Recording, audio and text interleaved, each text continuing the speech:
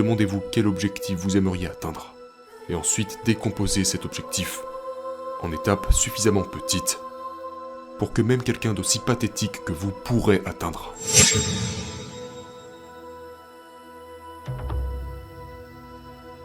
Si vous cherchez à vous discipliner, ce qui est une très bonne idée, vous devez choisir une direction. Pour commencer, choisissez la direction que vous voulez emprunter. Choisissez un objectif que vous aimeriez atteindre. Un objectif à moyen ou long terme. Vous pourriez imaginer quelque chose dont vous avez besoin et que vous voulez atteindre. Quelque chose dont la poursuite vous motiverait. Et vous pourriez vous demander, et c'est une bonne question à se poser de manière générale. C'est une très bonne question à se poser. Cette question est, si vous pouviez avoir ce dont vous avez besoin et ce que vous désirez, qu'est-ce que ça serait ? C'est une question méditative. Et vous ne vous forcez pas à répondre à ce genre de questions. C'est le genre de questions auxquelles vous avez généralement envie de répondre. Donc, si je pouvais avoir ce que je veux, à quoi cela ressemblerait-il ? Maintenant, vous pouvez réutiliser la même structure de cette question pour des sphères différentes de votre vie.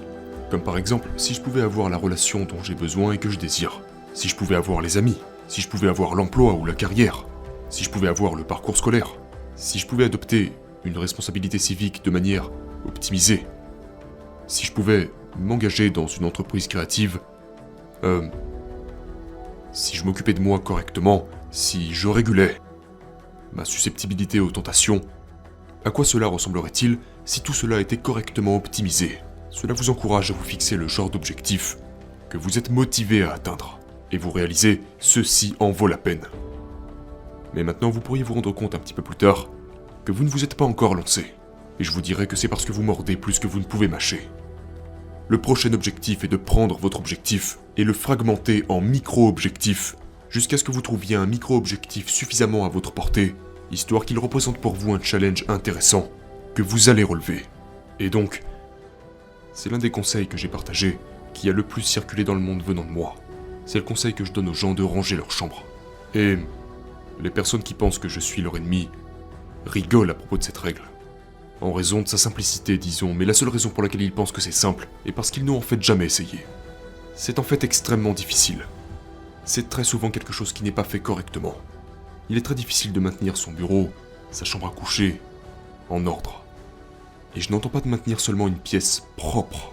Je parle de maintenir une pièce très propre, très ordonnée. Maintenant, peut-être que votre chambre est trop stérile, peut-être qu'elle est trop vide, et peut-être que tout cela n'est que le reflet de votre relation sentimentale. Peut-être que, oui, peut-être que cela se reflète véritablement dans l'état de votre chambre, car il est très probable que cette pièce soit un microcosme de votre mariage. C'est vraiment probable. Et donc cela signifie que vous devez organiser cette chambre, tout comme vous devez organiser votre vie conjugale. Notamment parce que, si vous voulez mettre cette pièce en ordre, vous allez devoir négocier avec votre femme sur la façon dont cela doit être fait.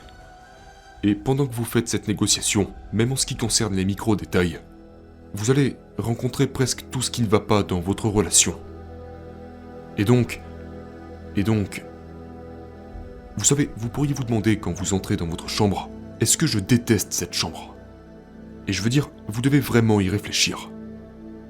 Et ensuite, vous devez réfléchir à ce qu'il faudrait faire pour que vous aimiez à nouveau cette chambre. Ou, plus complexe encore, pour que vous et votre partenaire aimiez à nouveau cette chambre. Et c'est une chose difficile à atteindre, parce que vous allez avoir des différences de goût, différentes visions au niveau de ce que devrait être l'ordre. Il y a toutes sortes de choses que vous allez devoir négocier pour faire en sorte que cette chambre que vous habitez avec votre partenaire vous plaise à tous les deux. Donc vous vous fixez un objectif.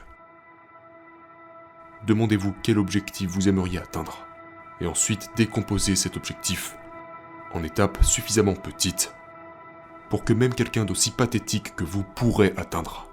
Et cela demande une énorme humilité. Et c'était régulièrement le cas, par exemple, avec mes clients. Je commençais par faire une analyse de leur situation, et disons, juste pour le plaisir d'argumenter, je vais prendre l'exemple d'une personne de 30 ans qui vit encore dans la maison de ses parents, qui dort encore dans le même lit depuis qu'il est au lycée, dans un profond état de désordre sanglant, à la fois moral, pratique, et l'une des mesures relativement simples sur laquelle nous pourrions tomber d'accord pour aller de l'avant, c'est que la personne pourrait penser, vous savez, eh bien, j'ai 30 ans, je suis vraiment immature, Je n'ai encore pris aucune responsabilité pour ma vie. Ma mère fait toujours mon lit et nettoie derrière moi. Et je lui dis, eh bien, pourquoi ne pas commencer par ça? Tu sais, parce que ta vie ne va certainement pas s'arranger comme ça du jour au lendemain. Pourquoi tu n'essaierais pas de ranger ta chambre, tiens?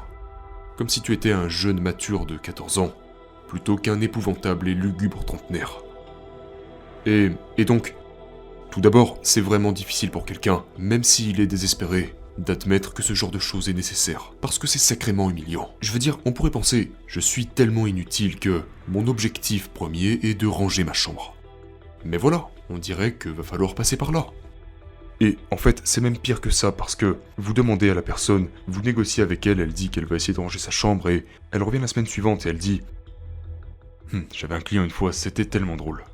Il voulait passer l'aspirateur sur son tapis, c'était son objectif pour la semaine.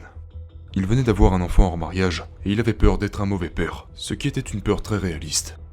Et donc, il voulait se reprendre en main, vous savez, et c'est pour ça qu'il est venu me voir. Il vivait dans cette misère, et la chose que nous avions décidé de faire pour lui, c'est qu'il essaierait de passer l'aspirateur sur ce fichu tapis. Ce qu'il n'avait pas fait depuis 12 ans, parce que c'est sa mère qui le faisait toujours. Et c'était tellement drôle. C'était vraiment, vraiment drôle. Il est allé chercher l'aspirateur de chez lui, et il voulait l'apporter jusque dans sa chambre. Mais il ne l'a pas amené jusqu'au bout, il l'a posé juste devant la porte de sa chambre. Et pendant toute une semaine, il devait enjamber l'aspirateur pour entrer et sortir de sa chambre. Puis il est revenu me dire qu'il ne pouvait pas le faire. Et je veux dire, ce n'est pas du tout surprenant pour moi, parce que, eh bien, on pense que c'est une chose insignifiante. Oui, mais si c'était une chose aussi insignifiante que ça, eh bien sa chambre serait en ordre. Ce n'est pas du tout insignifiant. Le chaos, dans son environnement immédiat, était juste un effet miroir du chaos dans sa propre vie. C'était la même chose. Et donc cette personne, quand elle a essayé de mettre de l'ordre dans le chaos, qui au passage est un processus divin, et la plus haute exigence morale, il devait être prêt à faire face à la catastrophe chaotique de sa vie. Et il n'avait pas fait ça depuis 30 ans, donc pourquoi aurait-il commencé cette semaine? Juste parce qu'il a dit qu'il allait le faire? C'est comme bonne chance. Donc, ce que vous faites en tant que thérapeute dans cette situation, c'est que vous rendez la tâche aussi petite que possible, jusqu'au point où vous trouvez la tâche si petite que vous acceptez de commencer. Donc je lui avais dit quelque chose du genre, je ne me souviens pas de tous les détails de cette situation, mais je lui ai sûrement dit un truc du genre, pensez-vous que vous êtes en mesure de prendre cet aspirateur, le sortir du cadre de la porte, pour le poser dans votre chambre? Et c'est tout ce que je vous demande cette semaine. Pensez-vous que vous pouvez faire ça? Donc vous avez juste à déplacer l'aspirateur à l'intérieur de votre chambre. Et ce que je rajouterais si je m'adresse à quelqu'un dans cette situation, c'est ne faites pas plus que ça. Ce contrat que vous avez passé avec moi est suffisant. Respectez le contrat que vous avez passé avec vous-même. Et permettez-vous d'être reconnaissant du fait que vous avez trouvé le courage de faire ne serait-ce qu'un seul pas en avant. Ne précipitez pas vos chances. Parce que peut-être que vous allez passer par une petite crise, que vous allez en plus passer l'aspirateur sur ce fichu tapis, mais ensuite vous serez tellement agacé de la façon dont vous aurez déstabilisé toute votre vie, que vous vous laisserez tenter par l'idée que vous redoublerez d'efforts pour mettre le bazar, et votre chambre se retrouvera encore plus désordonnée qu'elle ne l'a jamais été pendant 2 mois. Il est très probable que ce genre de choses se produisent si vous rompez le contrat que vous avez établi avec vous-même. Maintenant, l'avantage avec cette méthode, parce que vous pensez sûrement « Oh mon Dieu, c'est tellement lamentable ». Vous êtes en train de dire que je dois commencer si bas? Eh bien oui, probablement. Surtout si c'est une chose vraiment difficile que vous essayez de régler. Vous devez commencer aussi bas que vous ne l'êtes actuellement. Et pour être bas, vous êtes bas. Donc... Mais l'avantage est que... le progrès est exponentiel. Il n'est pas linéaire. Donc... une fois que vous avez fait le premier pas, la probabilité que vous fassiez un deuxième pas légèrement plus grand augmente, et ce processus se déroule de manière exponentielle. Une fois que vous avez commencé à pousser le rocher vers le haut de la colline pour ainsi dire, vous pouvez réitérer le scénario de plus en plus vite. Et donc même si vous devez commencer, disons, de manière très humiliante, cela ne veut pas dire que c'est là que vous finirez.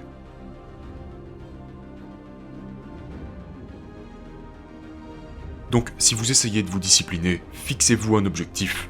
Décomposez-le en micro-objectifs. Accomplissez ces micro-objectifs et récompensez-vous à chaque fois que vous réussissez.